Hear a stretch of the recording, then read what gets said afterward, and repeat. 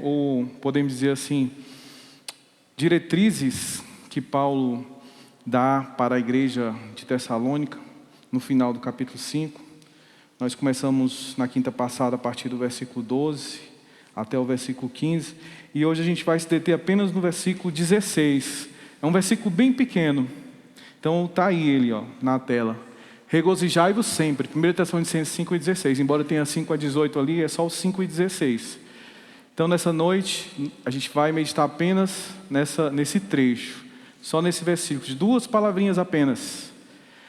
Regozijai-vos sempre.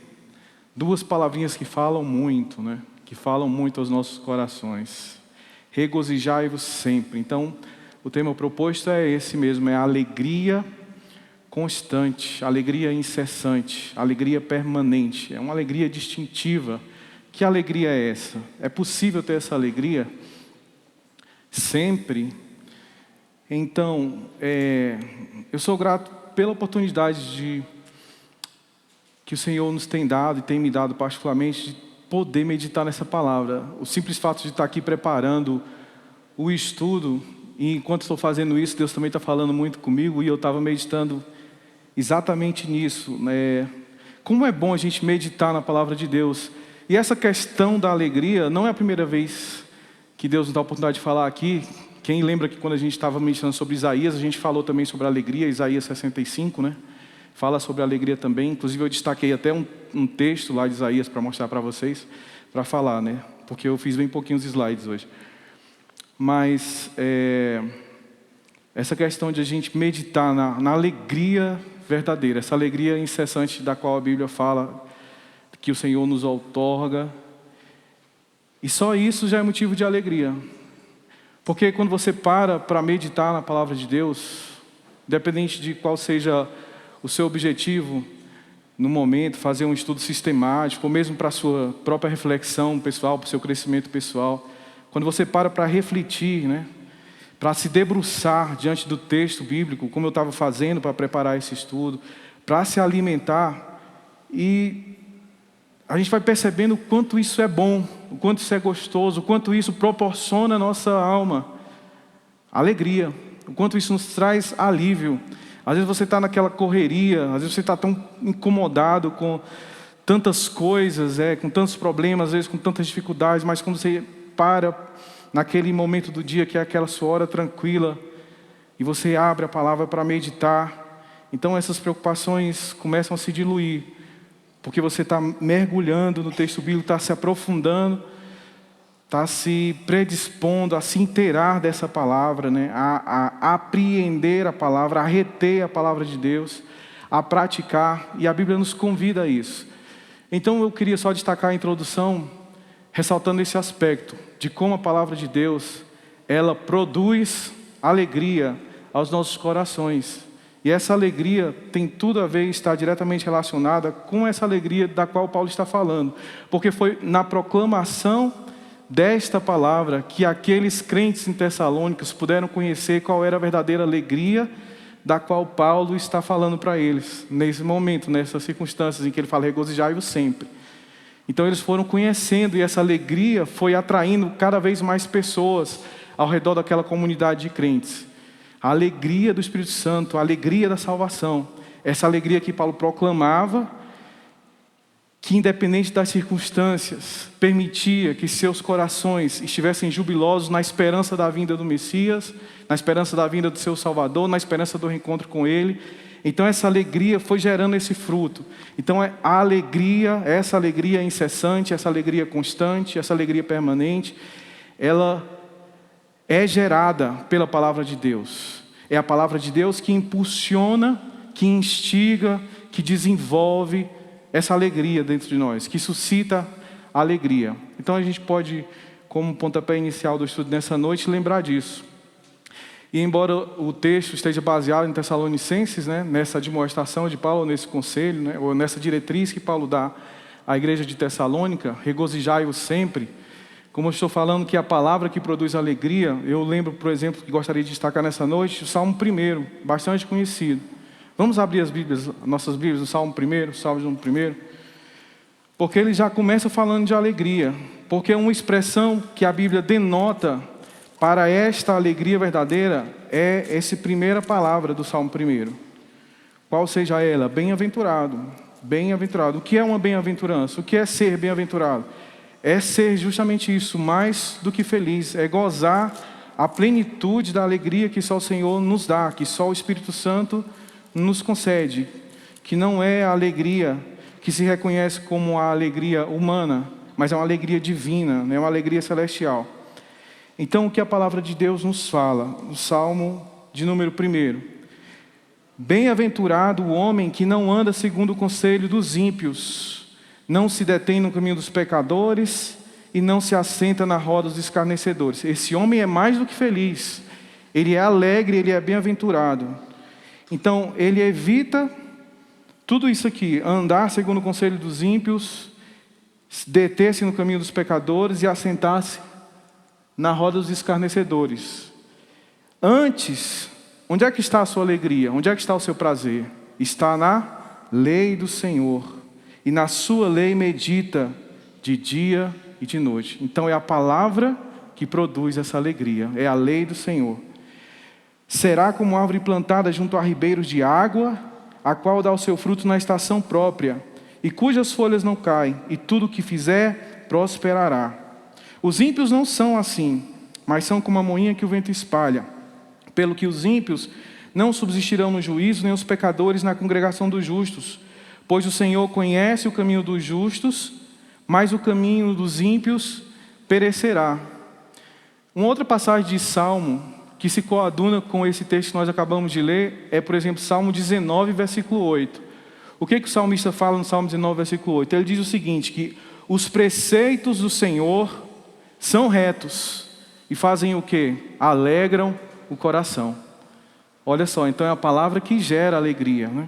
Os preceitos do Senhor são retos e alegram o coração. O mandamento do Senhor, a palavra do Senhor, portanto, é pura e ilumina os olhos. E sempre que a gente fala que uma pessoa está iluminada, a pessoa está alegre, está feliz, né? Então ela ilumina os olhos, a palavra de Deus ilumina os olhos. Então é interessante a gente meditar e se deter, não no caminho dos pecadores, mas de se deter e meditar na palavra de Deus. Porque quando essa palavra nos dá essa diretriz de como ser feliz verdadeiramente, de como ser uma pessoa alegre,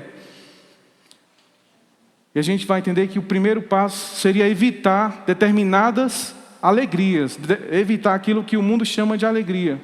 E o salmista vai falar, bem-aventurado, alegre, mais do que alegre, ou mais do que feliz, é a pessoa que não anda. E é interessante que eu estava meditando e eu percebi o seguinte, ele usa 3 verbos aqui, né? Andar, deter-se e se assentar. E se você pensar bem, a gente vai ver que existe uma certa degradação nessa caminhada. Se você não predispõe seu coração, primeiro evitar. Porque foi uma coisa que os Tessalonicenses fizeram de pronto, foi isso. Eles deixaram a sua vida pregressa. No momento em que eles acolheram a palavra de Deus, a pregação da palavra, no momento em que o Evangelho foi revelado para aquelas pessoas, a primeira coisa que eles fizeram foi isso. Por isso agora eles são alegres, e por isso Paulo diz para eles, regozijai-vos sempre, porque eles conheceram esse primeiro passo. Quando eles conheceram a verdade do Evangelho e foram iluminados por essa verdade, então eles deixaram tudo isso aqui, ó. Eles deixaram a sua vida pregressa, a idolatria, para abraçar o Evangelho. Então esse foi o caminho da felicidade para aquelas pessoas, foi o caminho da verdadeira alegria. Então ele não anda, porque quando você só pensa, né, e vai e faz o primeiro passo é andar. Quando você anda, você vai ser tentado a se deter naquele caminho. E se você vai se deter naquele caminho, você depois vai ser tentado a se assentar. Então há uma degradação moral, há uma degradação para o pecado, há uma inclinação para o pecado. Quando você não evita o que o mundo chama de felicidade, ou o que o mundo chama de alegria, para ir em favor da alegria que Deus nos dá, da alegria permanente, da alegria eterna. Então o salmista diz que, em primeiro lugar, a gente precisa evitar determinadas alegrias para então nos determos naquilo que Deus chama de alegria, da alegria verdadeira, que é o começo de tudo, meditar mesmo na sua palavra, que é ela que gera alegria aos nossos corações. Amém?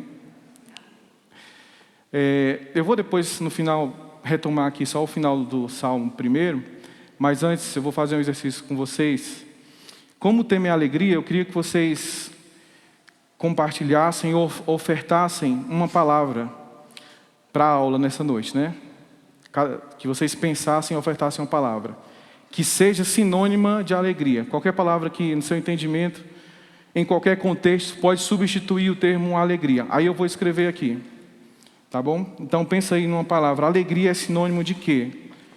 Se você for substituir a palavra alegria por uma outra palavra, que palavra seria essa? Que palavra você substituiria? Alguém sugere uma palavra aí, por favor? Eu vou escrever. Vamos lá. Satisfação. Vou escrevendo aqui, tá? Satisfação, contentamento,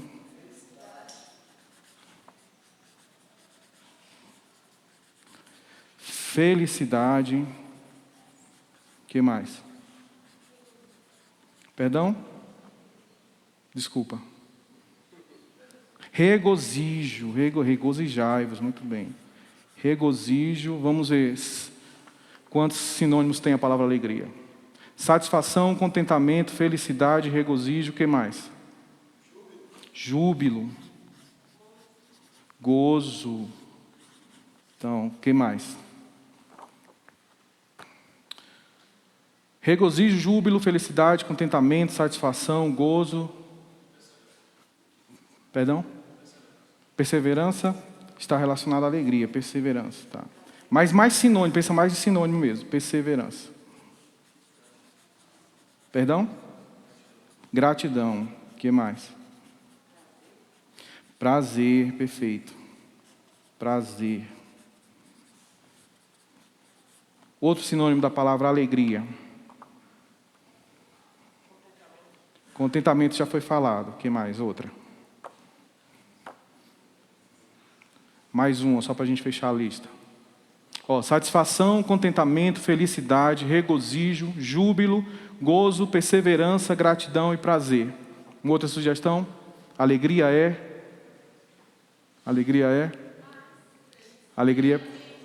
Bem-aventurança. Vou colocar a paz aqui embaixo. É bem-aventurança. Paz está relacionada, né, com a verdadeira alegria.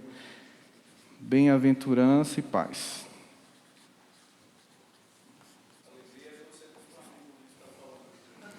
Agora, dentro do que o pastor falou, vamos falar sobre tristeza. Eu quero...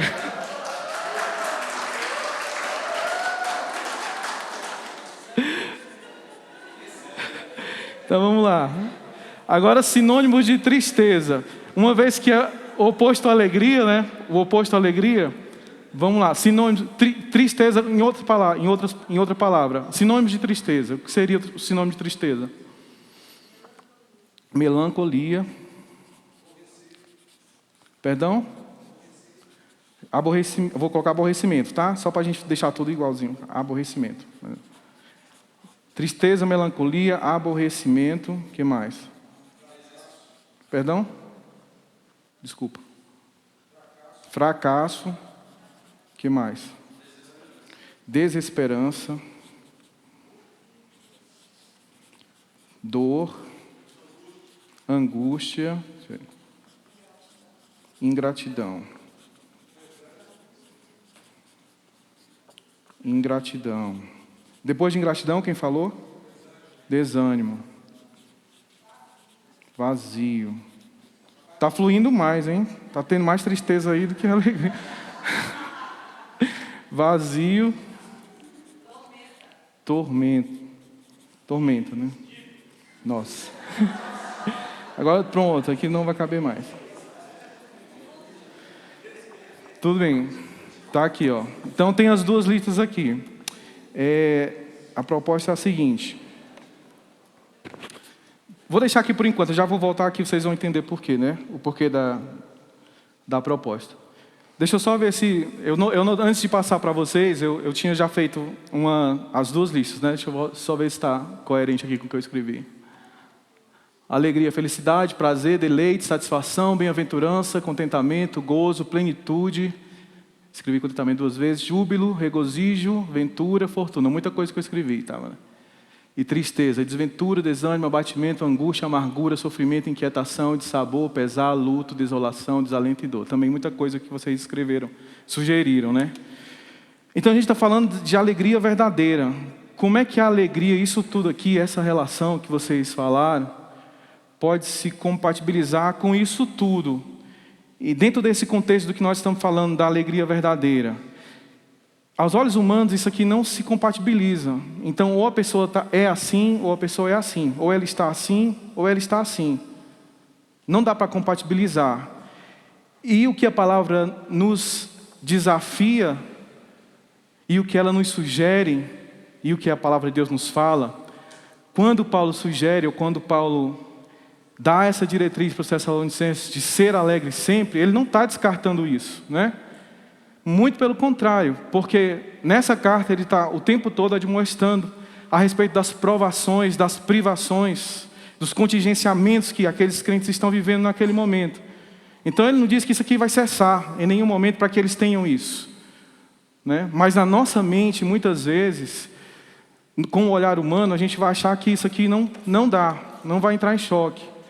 Mas o que é a alegria verdadeira, considerando que tudo isso aqui é sinônimo de alegria, mas agora tendo um olhar espiritual em cima disso, ou seja, desta alegria da qual Paulo está falando, como é que isso pode se compatibilizar? Se compatibiliza completamente, né? Então existe sim, a alegria vai estar assim, ó. Podia trazer uma cola e colar, né? Ou seja, não é que isso aqui vai sumir, vai continuar na nossa vida e na nossa caminhada, a gente vai passar por tudo isso, vai enfrentar tudo isso.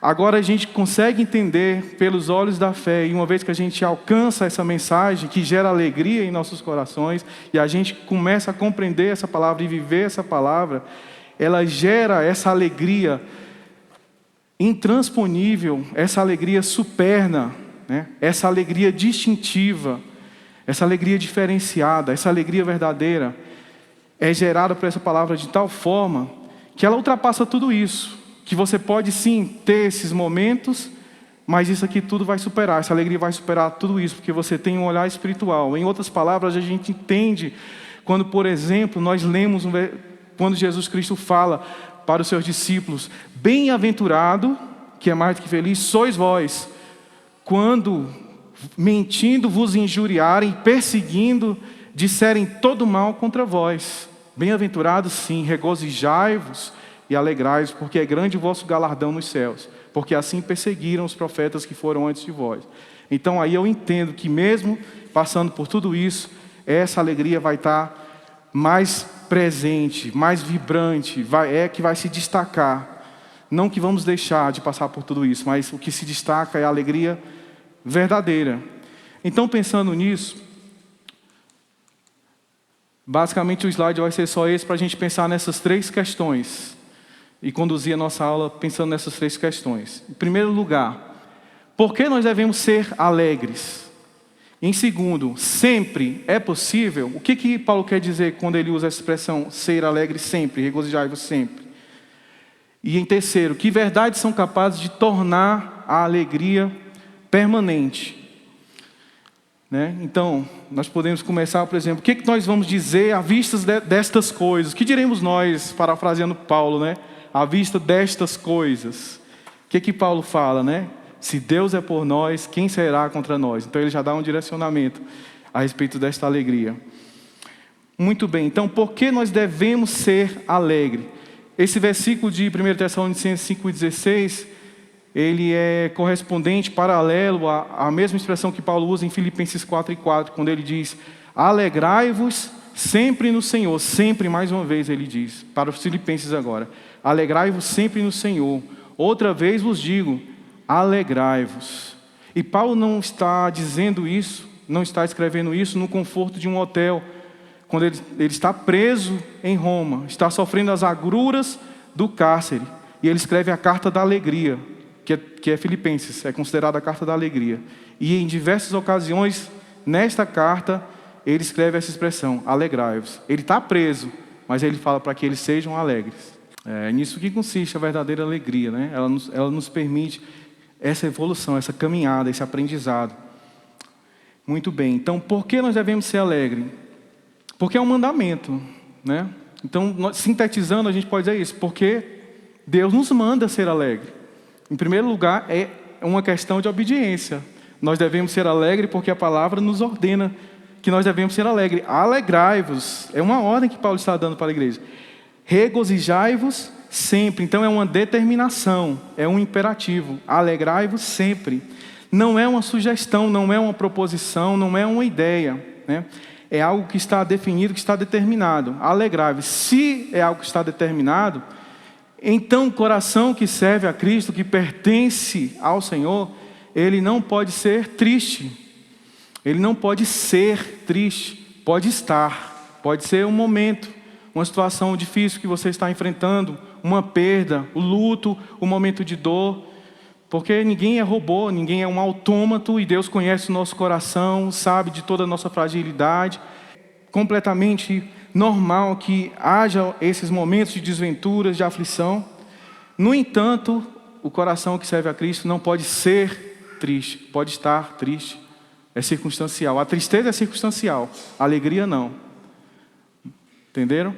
A tristeza, um momento de abatimento, um momento de infortúnio é circunstancial. Mas a alegria é perene, a alegria que supera tudo isso, ela não é passageira, ela permanece para todo sempre. Então não pode ser triste o coração que ama Cristo, aquela canção, né? Não pode ser triste o coração que ama Cristo, os mais antigos conhecem. Não pode ser triste o coração que ama a Deus, não pode ser triste o coração que ama Cristo, não pode ser triste o coração que ama a Deus. Então, se Deus nos ordena ser alegre, e há diversos, tanto no Velho como no Novo Testamento, nós vamos ver Deus falando através dos profetas, através dos apóstolos, através dos escritores da Bíblia, através de Paulo. Alegrai-vos, alegrai-vos. Porque o desejo de Deus pela nossa alegria é anterior ao nosso. É anterior ao nosso. Olha o que a Bíblia fala a esse respeito. Romanos 8:28. Todas as coisas cooperam juntamente para o bem daqueles que amam a Deus, daqueles que são chamados segundo o seu propósito. Deus é o principal interessado na sua alegria, na minha alegria, na nossa alegria. Ele é muito mais interessado do que nós mesmos, né? Então a alegria é uma ordem de Deus porque Ele está muito interessado na nossa felicidade verdadeira, na nossa alegria. Jeremias 29:11. Eu sei os pensamentos que tenho de vós, diz o Senhor, pensamentos de paz e não de mal, para lhes dar esperança em um futuro. É o Senhor, mais uma vez, mostrando seu interesse pela nossa alegria, pela nossa felicidade. Isaías 64:4. Desde a antiguidade não se ouviu, nem com os olhos se viu, nem com os ouvidos se percebeu, um Deus além de ti, que trabalha para aqueles que nele esperam. Então, por que Deus nos ordena alegria? Porque Ele é o principal interessado e o desejo de Deus pela nossa felicidade, pela nossa alegria, é anterior ao nosso desejo. Por isso nós devemos ser alegres. Então, como eu falei, olha o que a Bíblia fala lá em Isaías 65:18. A gente teve a oportunidade de estudar esse texto. Mas alegrai-vos, Deus falando através do profeta para o seu povo. Alegrai-vos e regozijai-vos para sempre. Está vendo como o Velho Testamento em total acordo com o que Paulo fala, né? Talvez foi daqui que ele tirou o texto, né, para falar para os filipenses. Alegrai-vos e regozijai-vos para sempre no que crio, porque crio alegria para Jerusalém. É Deus falando para o seu povo. E júbilo para o seu povo. Isaías 65:18. Então Deus é que cria, Ele é que gera alegria, né? Tem um salmo na Bíblia que tem uma versão que fala o seguinte: Ele é a alegria da nossa alegria. Então qual é a nossa alegria? É o Senhor. Uma frase de Agostinho, eu peço desculpas até aqui aos irmãos que eu não tive realmente, a correria de hoje foi grande, eu queria ter projetado essas frases aqui no slide, não deu tempo. Mas tem uma frase de Agostinho que ele fala o seguinte, muito famosa essa frase dele: Senhor, Tu nos criaste para Ti mesmo, e a nossa alma não encontrará descanso até que descanse em Ti. Então o nosso descanso é o próprio, é o Senhor, é o gerador da alegria. Então, por que nós devemos ser alegres? Porque o Senhor é a própria fonte da alegria. É Ele mesmo que cria a alegria, é Ele mesmo que gera a alegria. Joel 2:23. Alegrai-vos, filhos de Sião, regozijai-vos no Senhor vosso Deus, porque Ele vos dará em justa medida a chuva, fará descer como outrora a chuva temporã e a serôdia. Então Deus está falando de quê? Deus está falando de abundância. Então por que nós devemos ser alegres? Porque o Senhor, Ele mesmo, que é a nossa alegria, também é a nossa abundância. Ele é a nossa abundância. Por isso nós devemos ser alegres. A plenitude da nossa vida é o nosso Deus. É servirmos ao Deus da alegria, ao Deus verdadeiro. Em consonância com esse texto de Joel, a Bíblia Sagrada também nos diz, e assim, só para os irmãos, Efésios 3, a partir do versículo 17. Efésios 3, a partir do versículo 17. E assim, habite Cristo no vosso coração, pela fé, estando vós arraigados e alicerçados em amor, a fim de poderes compreender com todos os santos qual é a largura e o comprimento e a altura e a profundidade, e conhecer o amor de Deus, que excede todo entendimento, para que sejais tomados de toda a plenitude de Deus. O que Paulo está falando aqui aos Efésios? Quando ele diz isso, para que sejais tomados de toda a plenitude de Deus. É alegria, plenitude é um sinônimo de alegria também. Então, para que sejais tomados de alegria, né? Então, que habite Cristo em vosso coração, para que sejais tomados de toda a plenitude da alegria.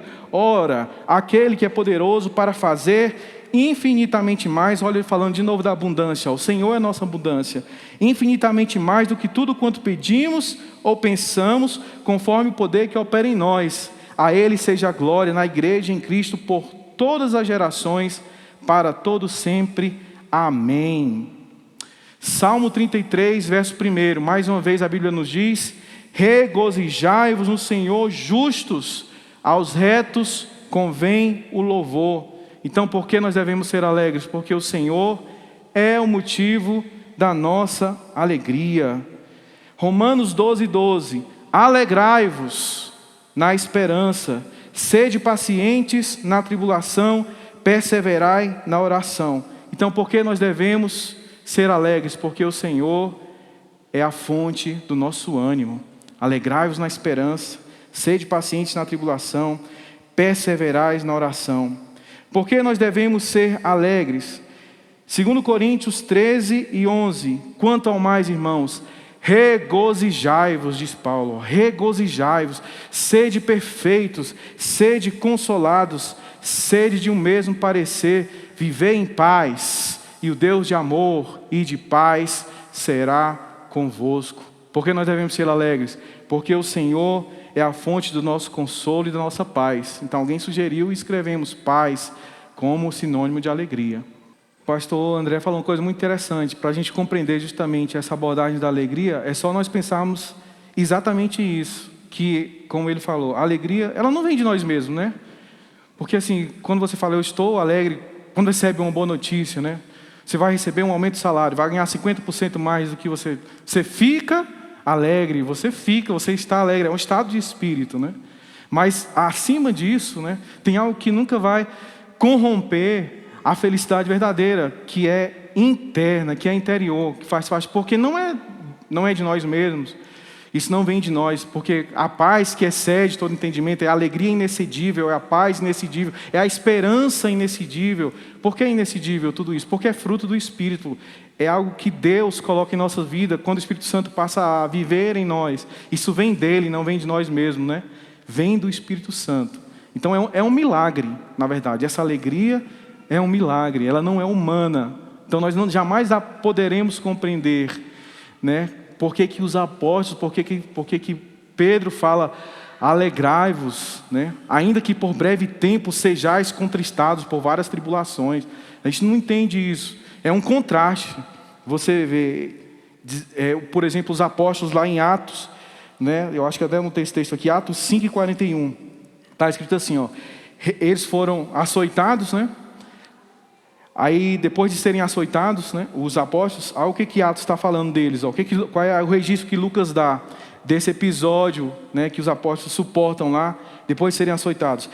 Aí eles são, então, mandados embora pelas autoridades, depois de serem açoitados. Aí Lucas descreve o seguinte: Retiraram-se, pois, da presença do conselho, regozijando-se de terem sido julgados dignos de padecer afronta pelo nome de Jesus. Então, como é que a gente vai compreender isso aos olhos humanos? Não é compreensível, né?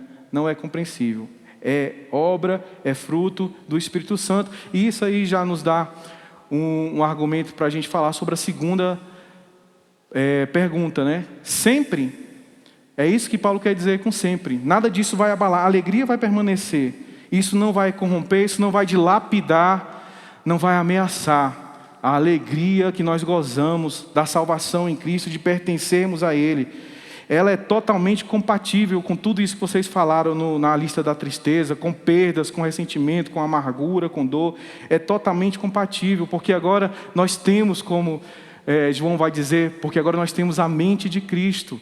Então a nossa mente não se atribula tão facilmente por causa dessas vicissitudes, dessas contingências pelas quais nós passamos.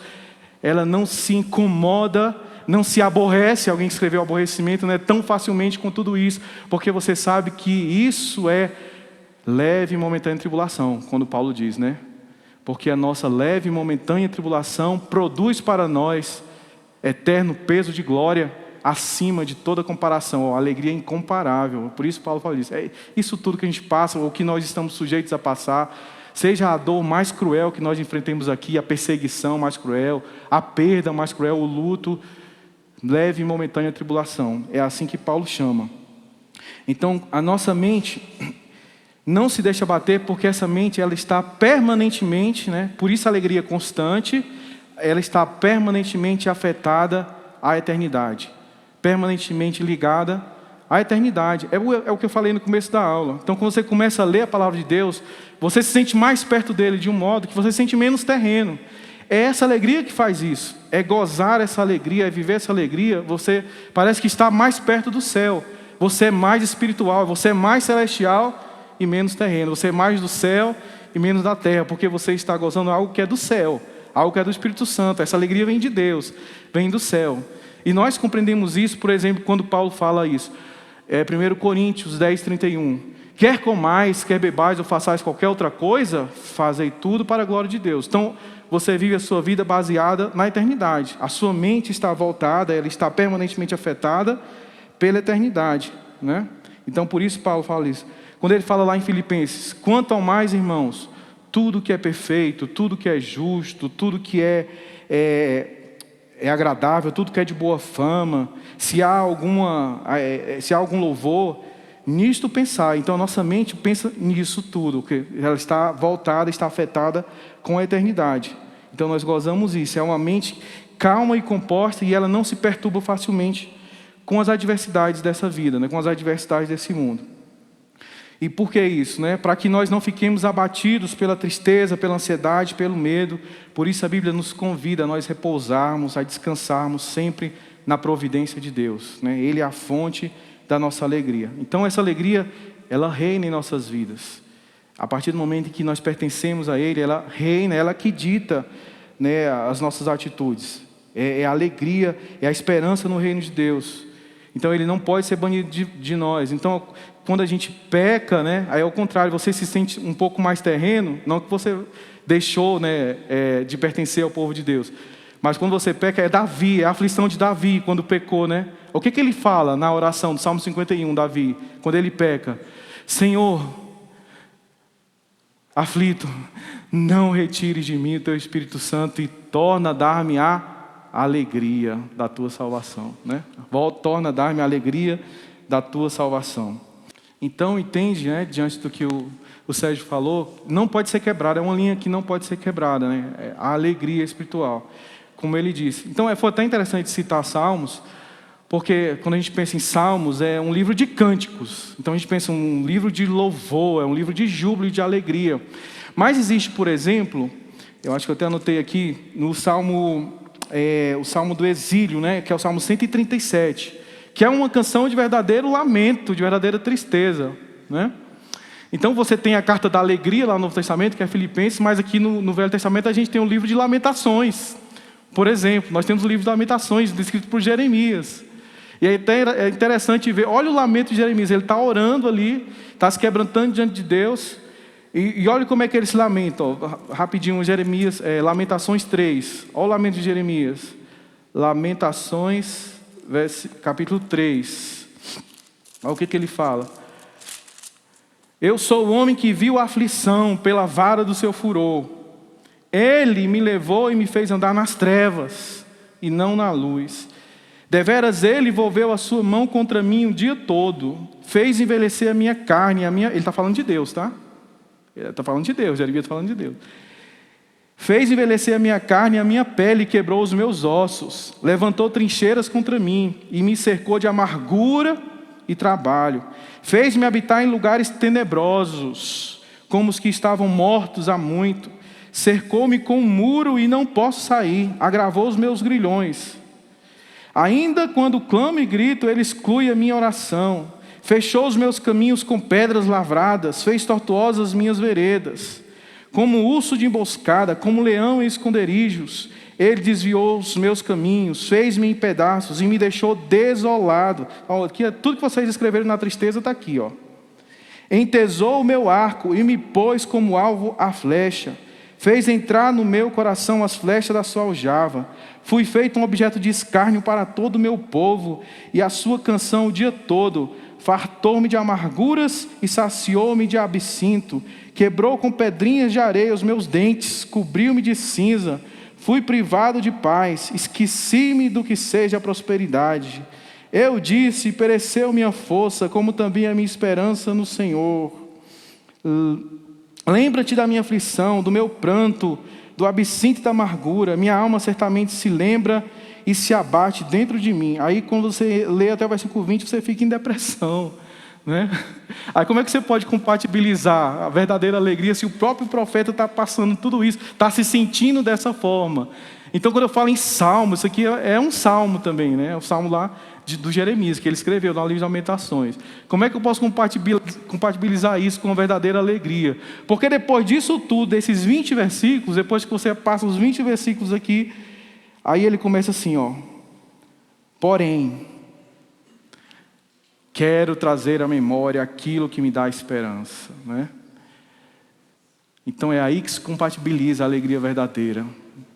Você pode passar 20 versículos da sua vida aqui nesse abatimento, nessa tristeza, nessa desolação toda descrita aqui por Jeremias. E como Jeremias falou, não se sinta constrangido quando você estiver nesses momentos de falar abertamente assim para Deus. Isso é salmodiar também, né? Salmodiar não é só dizer celebrai com júbilo ao Senhor, todos os moradores da terra, servir ao Senhor com alegria, apresentar-vos a Ele com cânticos. Não, tem momentos de exílio, tem momentos de dor, tem momentos de tristeza em que a gente não consegue elevar a voz, né? E muitas vezes dizer para Deus, Senhor, está doendo, né? Deus dói. E é o que Jeremias está falando, né? E ele coloca Deus como quem está, na verdade, deferindo tudo isso contra ele. Como Oséias fala também, né? Vinde e voltemos ao Senhor, pois Ele nos despedaçou. Ele fez a ferida, mas Ele a sarará. Então esse mais é que aponta para essa alegria permanente, para essa alegria constante. É porque tem um mais. É porque na história da nossa vida nós sabemos que tudo que nós vamos passar ou podemos passar aqui não é o fim da nossa história.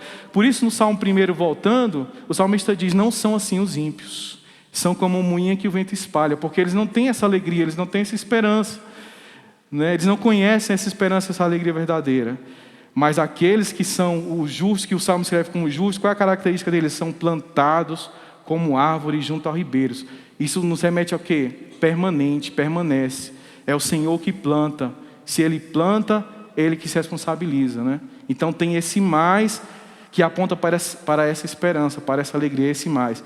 Mas eu quero trazer à memória aquilo que me dá esperança. Ele não está falando aqui de um pensamento bom, de um momento feliz que ele teve na vida. Não é isso que ele quer trazer à memória. Muitas vezes a gente interpreta essa passagem desse modo. Não, eu quero trazer à memória que me dá esperança. Eu vou me lembrar dos momentos bons, quando eu estava na igreja e eu era usado por Deus, quando o meu ministério era próspero, porque agora eu estou em abatimento, eu estou vendo que eu tento semear e não consigo colher aquilo que eu semeio, ou quando eu invisto, né, na obra de Deus, de alguma forma, os meus talentos, o meu esforço, o meu trabalho, o meu recurso, isso não tem retorno, isso nos leva muitas vezes a nos sentir frustrados, a nos abater. Não é essa lembrança que ele está falando de um momento bom, de um momento de prosperidade, né, de um momento de ventura que você teve na vida. Quando ele fala, eu quero trazer à memória aquilo que nos dá esperança, ele está apontando profeticamente para Jesus. O que nos dá esperança não é uma coisa, não é um momento, não é uma situação. O que nos dá esperança é o próprio Senhor, é Jesus. Ele está falando de Jesus aqui, é uma visão profética. Então, quando ele fala, eu quero trazer à memória aquilo que me dá esperança, o que nos dá esperança? É o Senhor Jesus, é Ele que nos dá esperança, Ele é a alegria da nossa alegria. Ele é a razão da nossa alegria, Ele é a razão do nosso júbilo e do nosso gozo. Então, olha como eu quero trazer à memória aquilo que nos dá esperança. O que é isso? As misericórdias do Senhor são a causa de não sermos consumidos. Porque as suas misericórdias não têm fim, se renovam a cada manhã. Né? Então, olha só que mudança de visão ele tem aqui, né? Que mudança de atitude. Então, salmodiar, né? Quando você estiver abatido, eu já ouvi gente falar, não vou tomar ceia hoje não, porque eu estou naquele estado de depressão terrível, eu não posso tomar ceia por conta disso. É aí que você deve vir para salmodiar, né? Para abrir seu coração diante de Deus, rasgar seu coração diante do Senhor e expressar. O Salmo 137 que eu citei aqui, é o Salmo do Exílio, vou ler rapidamente, só para a gente ver, que é uma outra canção de uma elegia, uma verdadeira elegia, né? Que é uma canção de luto, de lamento. Salmo 137.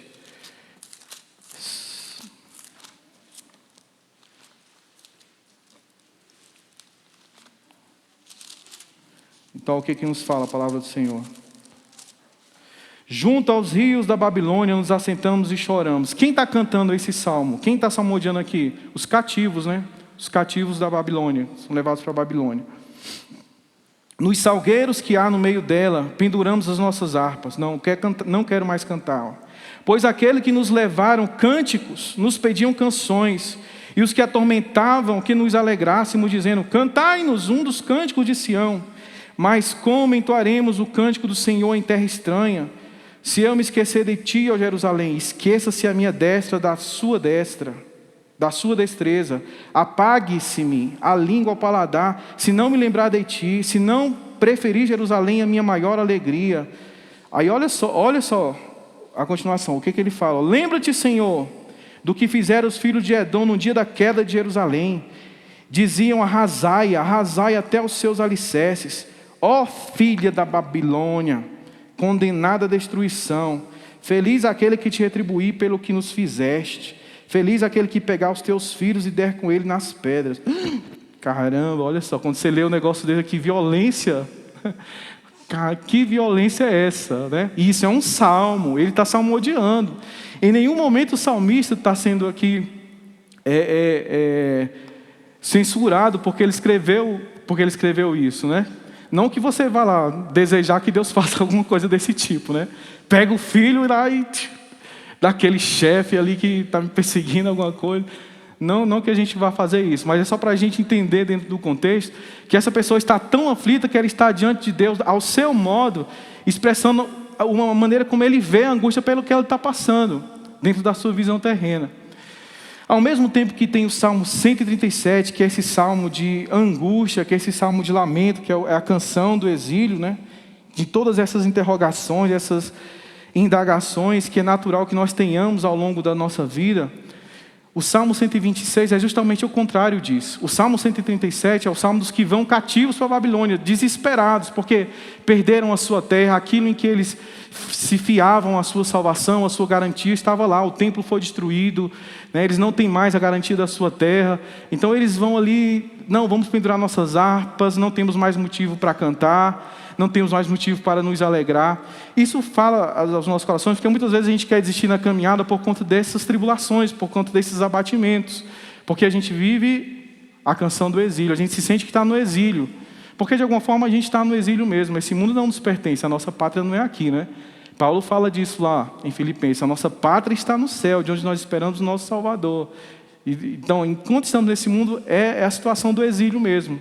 Então, muitas vezes você vai salmodiar a Deus, porque você não consegue entoar aquele cântico que você considera ser um cântico de júbilo, e a sua canção é uma canção de exílio. Mas é nisso que reside a verdadeira alegria, a gente saber que esse exílio não é o fim da caminhada, que depois da canção do exílio, vem a canção de júbilo dos que são libertos. E onde está essa canção? Salmo 126, A canção daqueles que atravessaram o exílio, que experimentaram essa tristeza, que viveram essa situação de lamento todo, que oraram a Deus dessa maneira, que questionaram a Deus tantas vezes: Senhor, até quando? Quantos salmos são assim, né? Senhor, até quando? Senhor, se esqueceu de mim. Senhor, ouve a minha aflição. Mas agora, depois da aflição, depois do cativeiro, eles são chamados de volta para a terra, para a verdadeira pátria, né? E é o que nós aguardamos, nós vivemos essa expectativa. Paulo fala que o nosso coração, ele está ansiando por nessa expectativa da esperança, é o que ele revela para os Tessalonicenses na carta. Aí ele vai agora cantar um outro salmo, o Salmo 126. E o que fala no Salmo 126? Quando o Senhor trouxe do exílio os que voltaram de Sião, estávamos como os que sonham, a nossa boca se encheu de riso e a nossa língua de cânticos de alegria. Então se dizia entre as nações: grandes coisas fez o Senhor a estes, grandes coisas fez o Senhor por nós, e por isso estamos cheios de alegria. Restaura, Senhor, a nossa sorte como as correntes do Neguebe. Os que semeiam em lágrimas cegarão com cânticos de alegria. Aquele que leva a preciosa semente andando e chorando, voltará com cânticos de alegria, trazendo consigo os seus molhos, né? Então, isso quer nos dar uma diretriz para a última questão. Vamos pegar até o gancho aqui do Salmo 126 para a gente falar, né, da última, o último questionamento lá, a última pergunta, né?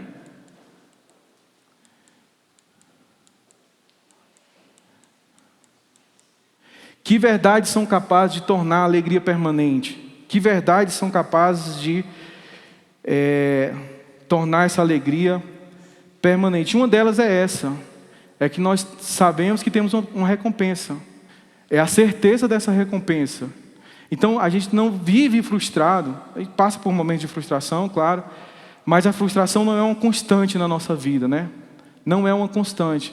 Porque nós sabemos que tem uma recompensa. É o que ele fala aqui no final do Salmo 126. Aquele que leva a preciosa semente, andando e chorando, chora, né? Vai semeando, mas ele volta com alegria, trazendo consigo os seus feixes, os seus molhos. Voltará com cânticos de alegria, trazendo consigo os seus feixes. Muito bem, então é a recompensa do Senhor. Então uma das razões, né? Uma sugestão para a gente responder essa pergunta: que verdades são capazes de tornar a alegria permanente? Uma delas é essa, é a recompensa certa que nós sabemos que nós temos no Senhor, é a recompensa dos santos, né? É o que Paulo fala em 1 Coríntios 15, 58, no último versículo, né? É que o nosso trabalho, ele não é vão no Senhor, existe uma recompensa. Muito bem, então que verdades tornam a alegria sempre presente? Então, como sugestão, por exemplo, Salmo 16, versículo 1, está escrito assim: o Senhor me faz ver a vereda da vida. Na tua presença há fartura de alegria. A tua mão direita há delícias perpetuamente. Então, uma das verdades é isso, é a presença de Deus. É a presença do Senhor nas nossas vidas, essa presença constante. É isso que nos dá, que torna essa alegria sempre presente. É a certeza de saber que Ele nos acompanha. Então, quando o salmista fala lá no Salmo 1, eu falei que ia retomar, né, no começo do Salmo 1, quando ele fala lá no Salmo do 1, porque o Senhor conhece o caminho dos justos. É isso que ele está dizendo. É a presença do Senhor nesse caminho. Quando ele diz: o Senhor conhece, é o Senhor persegue esse caminho. O Senhor está à espreita, o Senhor olha, o Senhor vê, o Senhor dirige os seus passos. Então um dos motivos é esse. Um dos motivos que nos faz ter a certeza de que essa alegria é permanente, ou que torna, uma das verdades que torna essa alegria presente, é a presença de Deus. É o salmista que fala no Salmo 23, versículo 4: ainda que eu ande pelo vale da sombra da morte, não temerei mal algum. Por quê? A presença do Senhor, porque tu estás comigo. Então é isso que torna a alegria sempre presente. Lucas 10 e 20, o episódio, os irmãos vão lembrar: os discípulos estão alegres porque oraram, os demônios foram expulsos, eles voltam com alegria e com esse relato para Jesus. O que Jesus fala para ele?